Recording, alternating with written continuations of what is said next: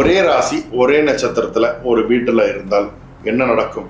இதுல இருந்து எப்படி தப்பிக்கிறது? இதை பத்தி பார்ப்போம். அகம் பிரம்மாஸ்மி. சில வீட்டுல பாத்தீங்கன்னா அம்மா அப்பா பசங்க மோஸ்ட்லி நிறைய பேர் பாத்தீங்கன்னா ஒரே ராசி ஒரே நட்சத்திரத்தில் பிறந்திருப்பாங்க. இது போல இருந்தால் என்ன ஒரு பிரச்சனைனா, ஒரே நேரத்துல நல்லது வந்தா மொத்தமா வரும், ஒரே நேரத்துல கெட்டது வந்தா மொத்தமா அடிச்சுட்டு போயிடும். ஸோ இது ஒரு டேஞ்சர்னே சொல்லலாம். இதுல இருந்து தப்பிச்சுக்கிறதுக்கு என்ன வழிகள் இருக்கோ தேடி கரெக்டா செய்கிறது தான் சரியான வழிமுறை. சாஸ்திர ரீதியா இதுக்கு நிறைய வழிமுறைகள் இருக்கு, அதையும் நான் சொல்லித்தரேன். ஓகேங்களா? அதை செய்யும் போது கண்டிப்பா இதோடைய தாக்கம் முழுசா கம்மியாகும். அதுதான் நமக்கு தேவை. ஒரு வீட்டுல குழந்தை பிறந்துருச்சு, அதே ராசி ஒரே நட்சத்திரம் பிறந்தாச்சு. இப்போ என்ன பண்றது? அந்த குழந்தைய எடுத்து நம்ம எதுவுமே வெளியே விட்டுற முடியும்? நம்ம குழந்தை இல்லை, அப்போ நம்ம தானே பாதுகாக்கணும். அப்போ அதுக்கு என்ன பண்றது? அதுக்கு உண்டான வழிமுறை என்ன? அதை செஞ்சு கரெக்டா செஞ்சுட்டா ஒரு பிரச்சனையும் இல்லை. ஓகேங்களா? இதுதானே இதுக்கு உண்டான வழி.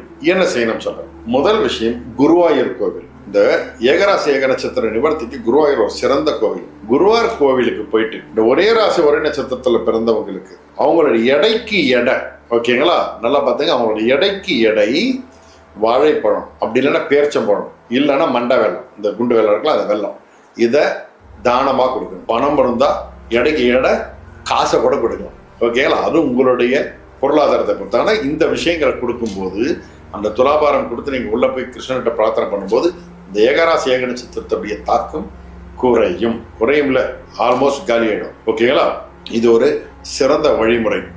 இது இல்லாம வேற ஏதாவது வழிமுறை இருக்கா அப்படின்னா, திருச்செந்தூர் முருகர் கோவிலுக்கு போய் அங்க இந்த குழந்தை ஒரே ராசி நட்சத்திரத்தில் பிறந்த குழந்தைய முருகருக்கு தத்து கொடுத்துட்டு முருகா இனிமே உன் பிள்ளை நீ பார்த்துக்கோ அப்படின்னு சொல்லிட்டு பிரார்த்தனை பண்ணிட்டு நீங்க வந்துட்டீங்கன்னா அதோடைய தாக்கம் கண்டிப்பாக கம்மியாகும். தாந்திரிக வகையில பாத்தீங்கன்னா நாங்க மூலிகைகளை வச்சுன்னா அந்த தோஷம் நிவர்த்தி பண்ணுவோம். இது ஒரு பெரிய ப்ரொசீஜரா பண்ணுவோம். இதை மூலிகைகளை வச்சு அந்த ஏகராசியோடைய அந்த தோஷ நிவர்த்தி பண்ணி அதுக்குண்டான வழிமுறைகள், அதுக்கு சில யந்திர பூஜைகள் உண்டு, அதெல்லாம் செய்யும் போது அதோடைய தாக்குதலும் கம்மியாகும். ஒரே ராசி ஒரே நட்சத்திரம் பண்ணும்போது அதோடைய காலகட்டம் கடுமையாக தான் இருக்கும். ஏதோ ஒரு வழிமுறையில் அதை சரி பண்ணிக்க வேண்டியது கண்டிப்பாக அவசியம். நல்லது நடக்கும், நல்லது மாத்திரமே நடக்கும். சாய்ராம்.